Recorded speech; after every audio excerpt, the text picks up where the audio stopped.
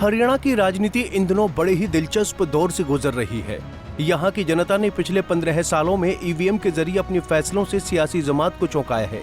चाहे 2024 में भारतीय जनता पार्टी की अप्रत्याशित जीत हो या 2024 में कांग्रेस की अप्रत्याशित हार, पॉलिटिकल पंडित हमेशा यहाँ की जनता का असल नब्ज पकड़ने में नाकामयाब रहे।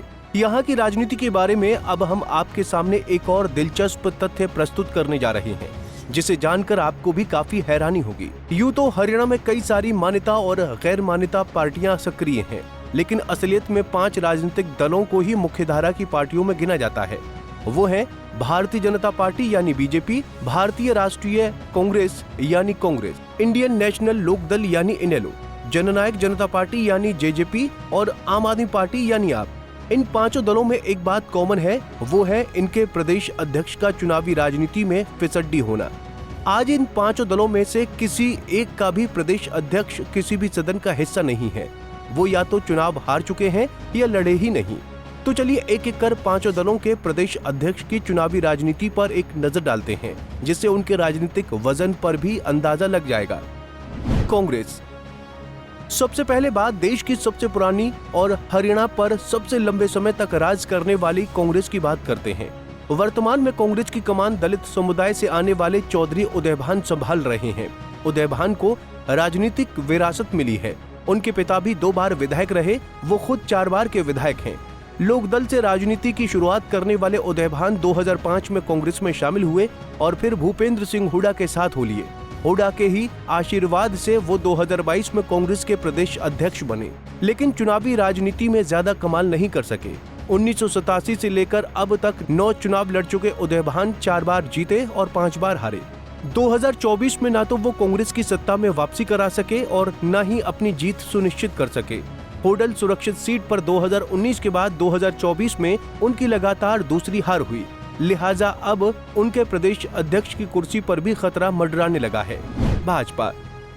कभी हरियाणा की राजनीति में तीसरे चौथे स्थान पर खिलाड़ी के रूप में देखी जाने वाली भाजपा आज सत्ता के शीर्ष पर विराजमान है। 2014 से अंगद के पांव की तरह अपने पैर जमाने वाली बीजेपी की कमान इन दिनों मोहनलाल बड़ौली के हाथ में है। बड़ौली के पास चुनाव लड़ने का कोई ज्यादा अनुभव नहीं है। हालांकि लंबे समय से आरएसएस में एक्टिव बड़ौली दशकों से संगठन में सक्रिय जरूर रहे हैं।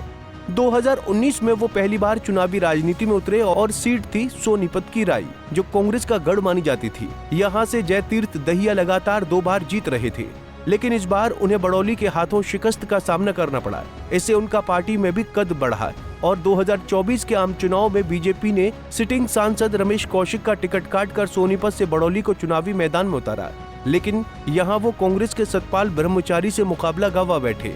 हालांकि इससे उनके सियासी कद में कोई कमी नहीं आई, बल्कि उन्हें विधानसभा चुनाव से ऐन पहले प्रदेश अध्यक्ष बना दिया गया।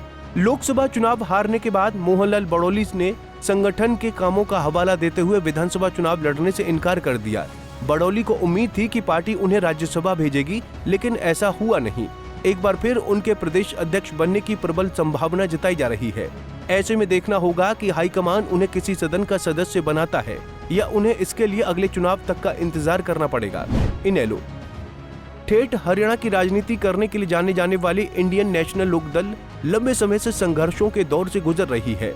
पहले 2005 में कांग्रेस ने प्रचंड जनादेश के साथ उसे सत्ता से बेदखल किया और फिर बीजेपी के उदय ने इनेलो को राज्य में तीसरे चौथे नंबर की पार्टी बना दिया।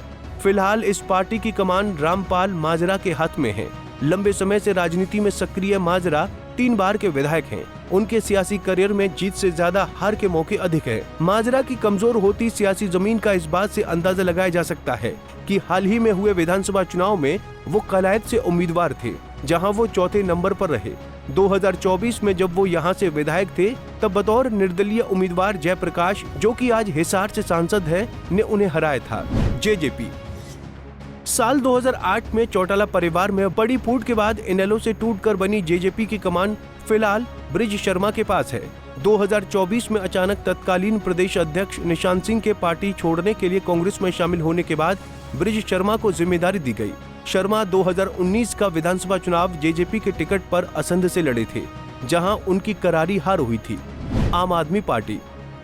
देश में एक पॉलिटिकल स्टार्टअप के रूप में उभरने वाली आम आदमी पार्टी के मुखिया अरविंद केजरीवाल की यूं तो सियासी कर्मभूमि दिल्ली है, लेकिन जन्मभूमि हरियाणा होने के कारण यहाँ की राजनीति में भी उन्हें संजीदगी से लिया जाता है।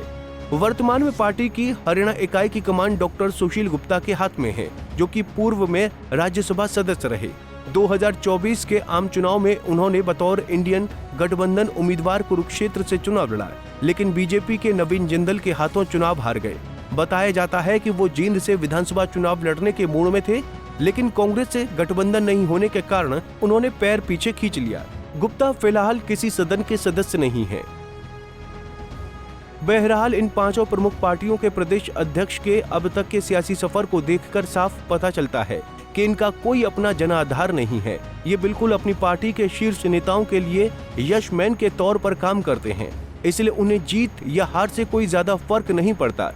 हुड्डा से लेकर चौटाला तक सब जानते हैं कि इनकी पार्टियों में इन्हीं के बोले हुए शब्द कानून होते हैं, जिस पर इन पार्टियों के प्रदेश अध्यक्षों को बस मुहर लगाना होता है। Bureau report, Punjab Kesari TV. हमसे जुड़े रहने के लिए हमारे YouTube चैनल को सब्सक्राइब करें और नई वीडियो की नोटिफिकेशन के लिए बेल आइकॉन को दबाएं।